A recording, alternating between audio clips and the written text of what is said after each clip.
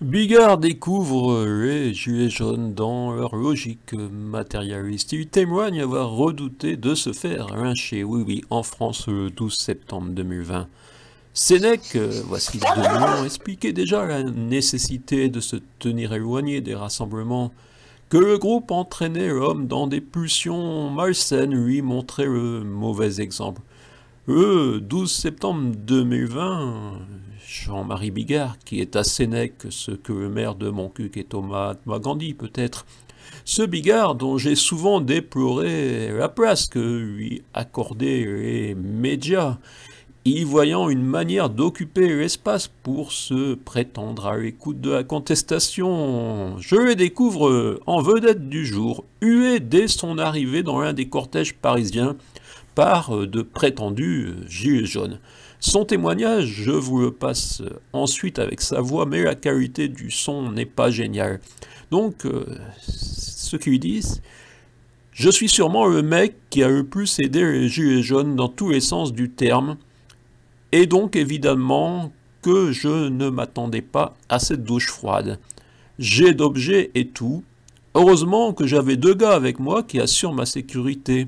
Sinon, je serais peut-être en train de me faire lyncher par terre à coups de savate et tout. C'est un peu terrifiant, oui. C'est la France, en septembre 2020.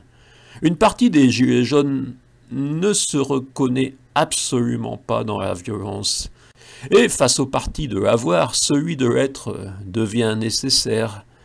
Ce monsieur Jean-Marie Bigard me semble aujourd'hui être un symbole des limites des mouvements matérialistes. On arrive forcément à ça. Aujourd'hui, l'offre politique se limite aux matérialistes, un peu plus à droite ou à gauche. Et le matérialisme empoisonne tout. Même en se limitant à la définition, état d'esprit caractérisé par la recherche des jouissances et des biens matériels. Aujourd'hui, Gilets jaunes qui ne vous sentez absolument plus en phase avec ces mouvements de l'avoir, n'hésitez pas à vous rassembler dans la préoccupation de l'être. Être ou ne pas être. Plus aider les gilets jaunes dans tous les sens du terme. Et donc évidemment que je ne m'attendais pas à cette douche froide, jet d'objets et tout, avec des...